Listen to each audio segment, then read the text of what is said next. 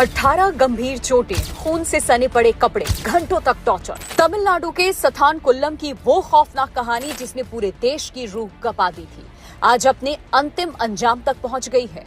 खाकी के अहंकार और बर्बरता पर न्याय का सबसे बड़ा प्रहार हुआ है। सथानकुल्लम कस्टोडियल डेथ केस में कोर्ट ने 9 पुलिसकर्मियों को फांसी की सजा सुनाई। कोर्ट ने इसे रेयरेस्ट ऑफ रेयर मामला बताया है। कहा गया है कि अगर बर्बरता के लिए दोषियों को उम्र कैद की सजा दी गई तो वो पीड़ित परिवार के लिए अन्याय होगा। 6 साल बाद मिला ये ऐतिहासिक इंसाफ कानून के लिए नजीर बन गया। अब पूरी कहानी आपको सिलसिलेवार तरीके से समझाते हैं। तारीख थी 19 जून 2020। पूरा देश कोरोना और लॉकडाउन की बंदिशों में कैद था। सथानकुल्लम में मोबाइल दुकान चलाने वाले पी जयराज को पुलिस ने सिर्फ इसलिए उठाया क्योंकि दुकान तय समय से कुछ मिनट ज्यादा खुली थी।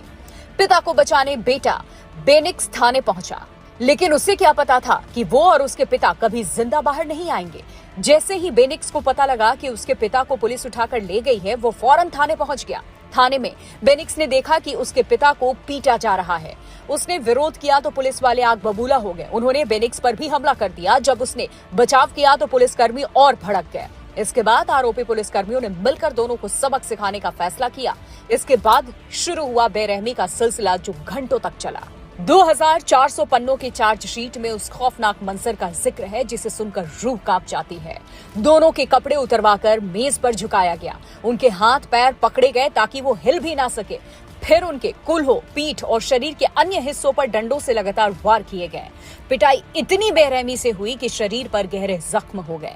इतना ही नहीं, रिपोर्ट के मुताबिक दोनों को अपने ही खून को अपने कपड़ों से साफ करने के लिए मजबूर किया गया। यही नहीं, रिपोर्ट में दोनों के शरीर पर 18 गंभीर चोटों का जिक्र किया गया। डॉक्टर्स ने भी रिपोर्ट में पिता पुत्र की मौत की वजह चोट को ही बताया। पिता जयराज ने भी पुलिस वालों से रहम की गुहार लगाई थी। उन्होंने कहा था, मत मारो, ब्लड प्रेशर, डायबिटीज की बीमारी है। बावजूद उसके पुलिस ने उनकी एक नहीं सुनी। शुरुआत में मामले को दबाने की कोशिश हुई, लेकिन जन आक्रोश के आगे सरकार को झुकना पड़ा। जांच सीबीआई को मिली। सीबीआई ने जो खुलासे किए उसने अदालत को झकझोर दिया।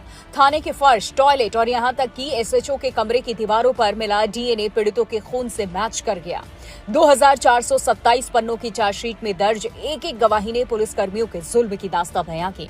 इंस्पेक्टर श्रीधर और सब इंस्पेक्टर रघु गणेश की अगुवाई में कानून के रखवाले ही भक्षक बन चुके थे। मदुरई की पहली additional district and sessions court में जज जी मुथुकुमारन ने इस मामले को रेयरेस्ट ऑफ रेयर यानी कि दुर्लभ से दुर्लभतम माना है। कोर्ट ने कहा है कि अगर वर्दी की आड़ में ऐसी क्रूरता करने वालों को कड़ी सजा नहीं मिली तो समाज का कानून से भरोसा उठ जाएगा। 9 पुलिसकर्मियों को मौत की सजा। ये फैसला देश के न्यायिक इतिहास में नजीर बन गया है। एक आरोपी की मौत ट्रायल के दौरान हो गई थी, लेकिन बाकी 9 के लिए अब फंदा तैयार है।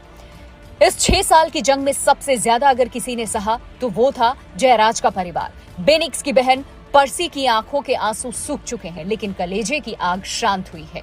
पीड़ित परिवार के मुताबिक ये सिर्फ परिवार की जीत नहीं है, बल्कि हर उस इंसान की जीत है जो वर्दी के जुल्म के खिलाफ खड़ा होता है। सथानकुल्लम कांड ने व्यवस्था पर जो दाग लगाया था उसे कोर्ट के इस फैसले ने धोने की कोशिश की है। ये फैसला संदेश है कि लोकतंत्र में खाकी सेवा के लिए है, सितम के लिए नहीं। कानून से ऊपर कोई नहीं, चाहे वो वर्दी में ही क्यों ना हो। न्याय में देरी हुई, लेकिन न्याय की लौ बुझी नहीं। सथानकुल्लम के पिता पुत्र को आज सच्ची श्रद्धांजलि मिली है।